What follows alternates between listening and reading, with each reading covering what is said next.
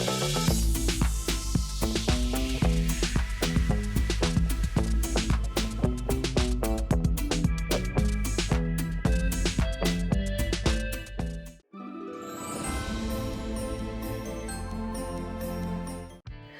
to the most exciting Bangkok city tour vlog. Today we're going on the hop on hop off city bus tour. I am all set and ready to go for the day.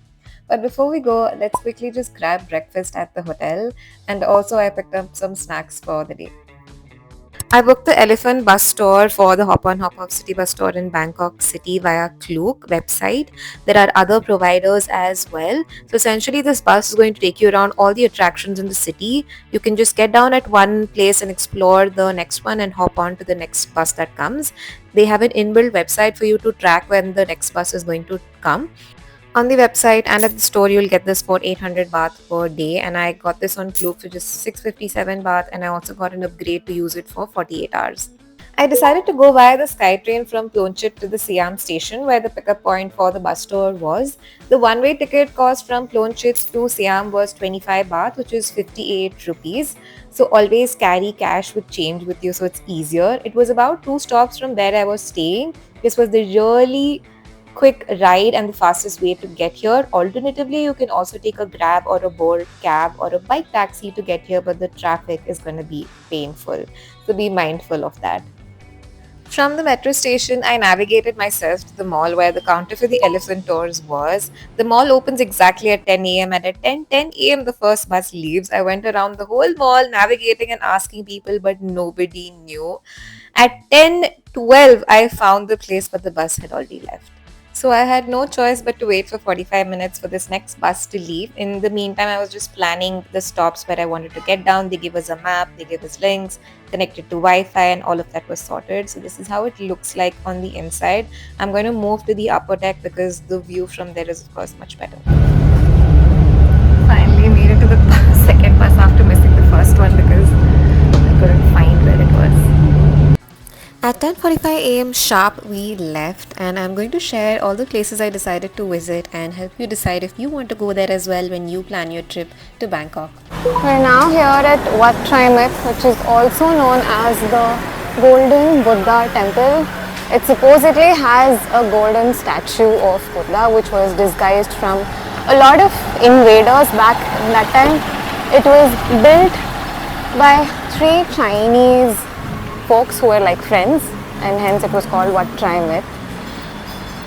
Let's get inside now. There was no particular entry fee that was charged to get into the temple, so I'm assuming it is free, of course. So essentially the backstory is, during war times, this golden Buddha statue that was there, they had disguised it very cleverly with other coatings, and when they were moving it to Wat Traimit, which is this place, it accidentally had like a crack, and then it had the golden bit of it in view. So that is when they realized, oh, this is a golden statue, and that's how they found out. So I've made it to the first location where I have hopped off, and the temple is right behind me, and I'm just going around to see what all is there and decide how much time it will take, and so that I can get into the next bus that comes by this way and go to the next stop. So let's see. It's written that I can't take any videos inside, so I'm just going to go explore it myself, come back and tell you how it looks like. Every part of the temple's design has a meaning connected to Buddhism. The Phra Maha Mandap shape is like a mountain, which is a very important aspect of Buddhist stories. You can look at the carvings and the decorations. It shows a lot of scenes from Buddhist teachings and some of their important figures as well. The whole design of the temple is meant to create a calm and peaceful feeling, perfect for prayer and meditation, and I definitely recommend this place.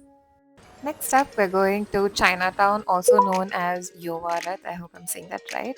This particular place is a representation of the long-standing presence of the Chinese community in Bangkok, which goes back to like centuries.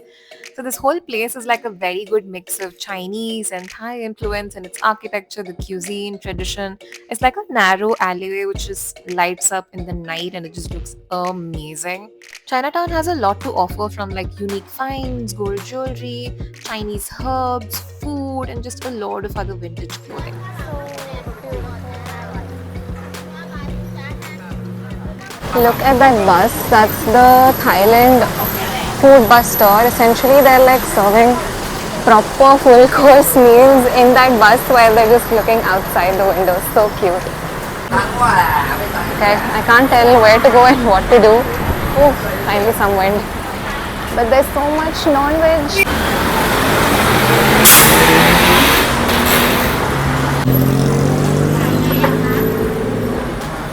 This place is known for its bustling energy and life. This whole lane is the food market, I believe, and it's starting to drizzle already. It's drizzling. Here's hoping that it doesn't rain, but I do have a backup umbrella just in case, because you never know how the weather can go left, right or center. I was just passing by Chinatown and it's not so vibrant during the daytime. I think it's better if you come here in the night time. While I was walking itself, I almost stumbled upon the next stop in the bus, which I was planning to get in. It'll take another 15 minutes for the bus to come, and I thought I'll get down here. Didn't realize how close it was. Now it saves me another stop. Let me show you around this spot right now. This is the massive Grand China Hotel. Let's go a little bit closer and I'll tell you a little bit about it.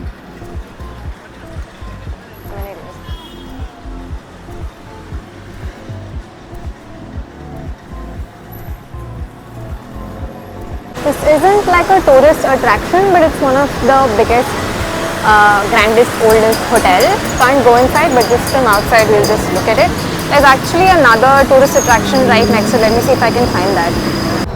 We just now finished all of these places, and the next one we're going here, which is the Loha Prasat. I think it's like a meditation center or so.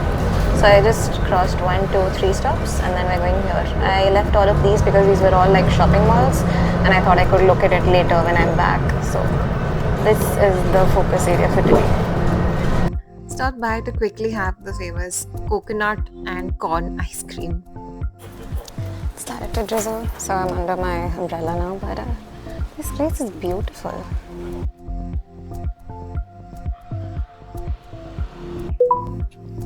We are now here at the Loha Prasat temple. This is another Buddhist temple built by King Rama.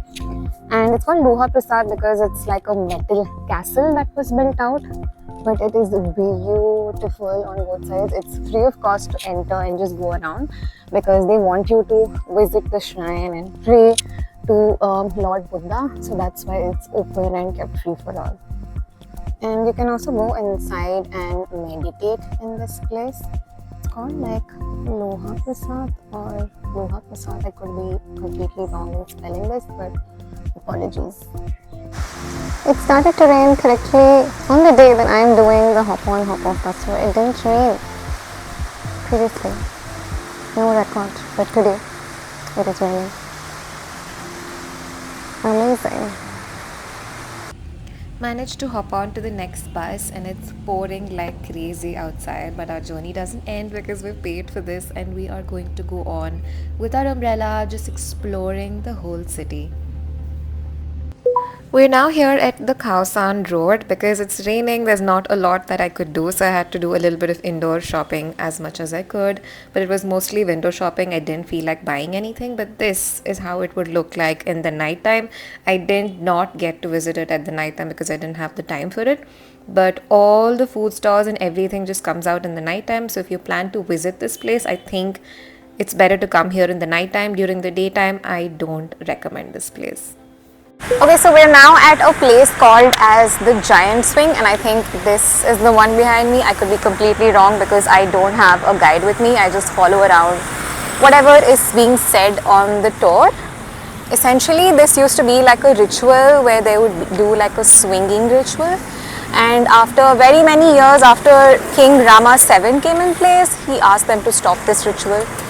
But it is an iconic location where a lot of people take pictures here, supposedly, because of the whole ritual and the whole giant size of the swing. The swing is not there, but the structure is still here. So let me show you around. I'm assuming this is that large swing, and there is this beautiful place behind it which I'm more keenly interested in going to.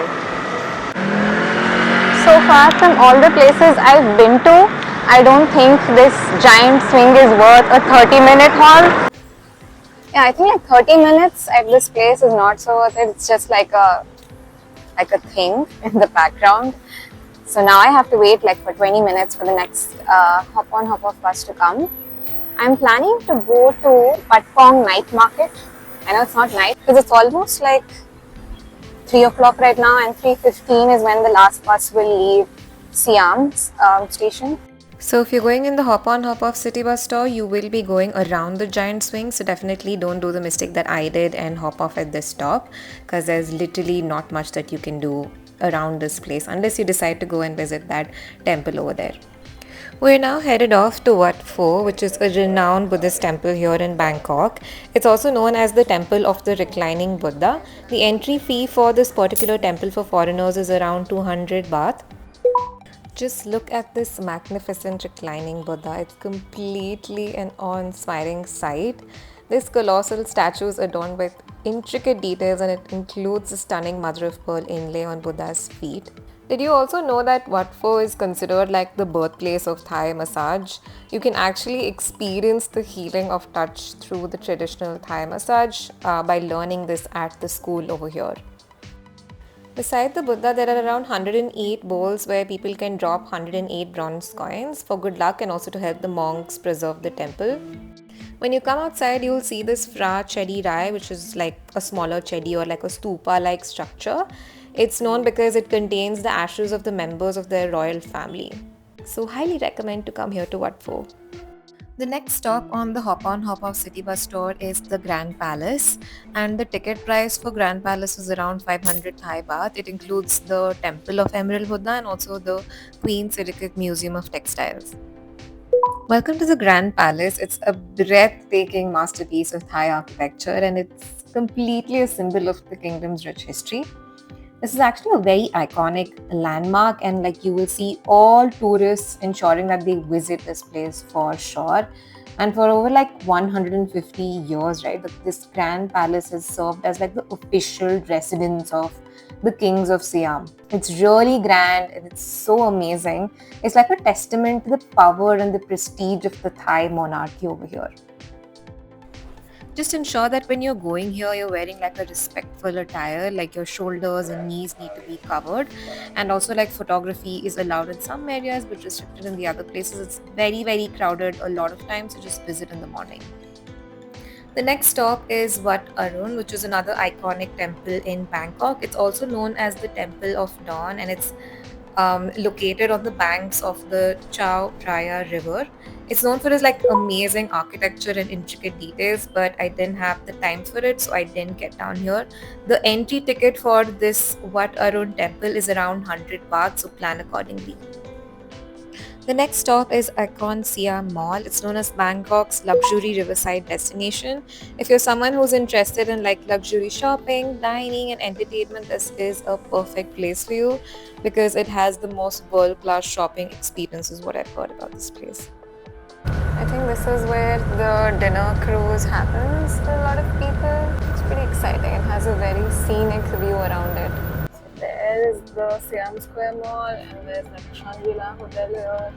And there's a lot of like river cruises, dinner cruises that's happening over here. It looks pretty nice. I think it like amidst the city, just having like a nice quiet dinner. I don't know the cost of it. Wasn't planning to be, but I think the entire edge on both the sides has a lot of restaurants offering them like this view of the water on one side and the city on the other side. I think I'm going to skip going to the Wat Pho market. I just looked it up on like Gemini. I'm really using Gemini for every bit of information like ticket prices, what's the best time to go, should I go there or not, what if I go there in the daytime, what can I see or what can I not see. I'll just give you the city view on one side so you can enjoy that while I'm talking. I'm instead planning to go to Central World directly, and tomorrow if possible, I have a 48-hour pass. So maybe I can come a little bit in the evening and then check things out. So we'll see how that plan is going to work out. Tonight, I'm planning to go to either Platinum Fashion Mall or Pratunam Night Market for some bit of shopping because I've really not gotten anything so far. When I went to the Khao San Road, it was very like bland because it was raining, and I think most of them almost like kind of shut shop. And I think it's most lively in the nighttime, and I don't prefer to go around these markets in the nighttime because there are like a lot of shady things that happen. Same thing with I think Wat Pho market as well. So we are going to skip that, and we'll go directly to Central World and go back from there. That we'll close it for today, and then we'll just go out in a little late in the evening to do some shopping, and then call it a night. This is Patpong night market. They're just preparing it for the night, and supposedly it's best to be visited after 6 p.m. I thought Bangalore had like the worst traffic, but what I'm experiencing here is far, far beyond comprehension. I've been stuck here the last 5-10 minutes and not moved a single inch. I could keep talking and we would still not be moving, and we're still here. I just need to get dropped off a couple of meters away from here, and it's like fully jammed completely. And I'd also say it's like peak time, and also because people follow a lane system here, so they don't like barge in the sides and corners and go ahead. So that's another reason. I'm catching up for some late lunch and a dessert, but I'll see you all in the next exciting Bangkok shopping vlog.